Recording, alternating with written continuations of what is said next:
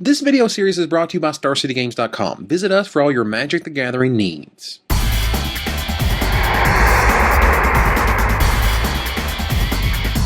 In this Legacy Decknology segment, we'll take a look at 38 Land, a brilliant and straightforward strategy that tries to abuse one of the most basic card types in Magic.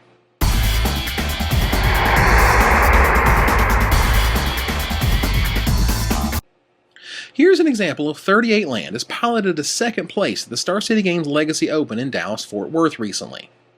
The first thing to note is that 38 Land is not always called that. It's sometimes called 42 Land or other odd numbers. This is because this deck is land-based, but sometimes those numbers differ. You win in this deck by using the various utility lands you have, combined with a few spells designed to maximize your land throughput, as it were. We'll start with the spells. The first is Exploration. This card is wonderfully simple, as it gives you another land drop each turn beyond the first you are provided by the game rules. This doesn't sound so powerful until you look at your next spell, Life from the Loam. This is one of the most important cards in the deck, if not the most important. Using this every turn not only dumps your lands in your graveyard to abuse, but it draws you 3 more cards each turn, albeit from your graveyard. Mana Bond is next. Now, knowing your deck relies solely on lands to win, the ability to dump all of them into play on turn 1 is incredibly powerful stuff. This is also nasty with Life from the Loam, as you can dump up to 3 lands into play each turn, all of them doing different powerful things. Mox Diamond is an accelerant that takes advantage of your heavy land base, and using Life from the Loam, you can later get the land you discarded to it back. There are 2 singleton artifacts beyond Mox Diamond, in Engineered Explosives and Crucible of Worlds. The first deals with permanents of all types, particularly low casting cost ones like small creatures used in Zoo and Elf decks, while Crucible of Worlds is obviously a powerhouse in this deck and another way to play your lands from your graveyard should something happen to your Life from the Loams. Lastly, we have Gamble and Intuition, the tutoring spells in this deck. Being as versatile as they are, these cards create incredible advantages due to the recurring nature of your deck. Playing Gamble to get a Life from the Loam isn't really a gamble at all. Even if you discard it, you'll just dredge it back next turn. For that matter, you probably do want to randomly discard it when you go fetch it. Likewise, playing Intuition for any 2 lands and a Life from the Loam is just brutal. For example, let's say you Intuition for Life from the Loam, Academy Ruins, and Crucible of Worlds. Your opponent can give you any of those cards, and using Academy Ruins to put Crucible of Worlds on top of your library, or Life from the Loam to get those Academy Ruins. Over the course of a few turns, you will soon have all of them in play or in hand. Now let's go over the lands. We'll go over those that do things beyond mana first, and then we'll cover the mana base.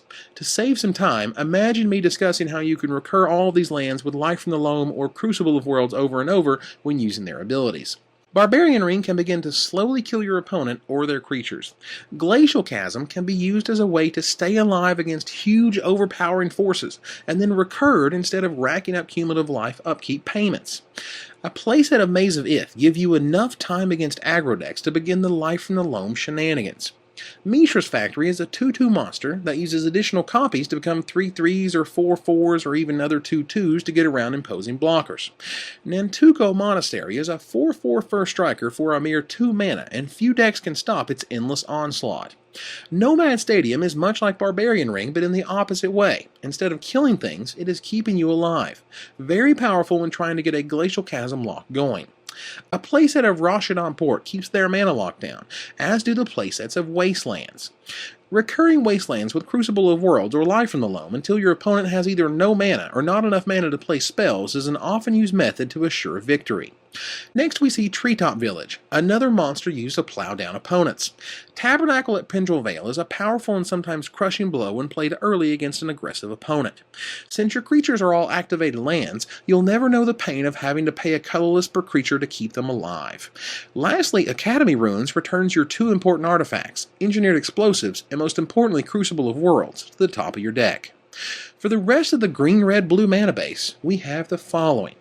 In here we have a mix of dual lands, including Savannah, Taiga, and Tropical Island, along with the fetch lands to go get them, such as Misty Rainforest, Windswept Heath, and Wooded Foothills.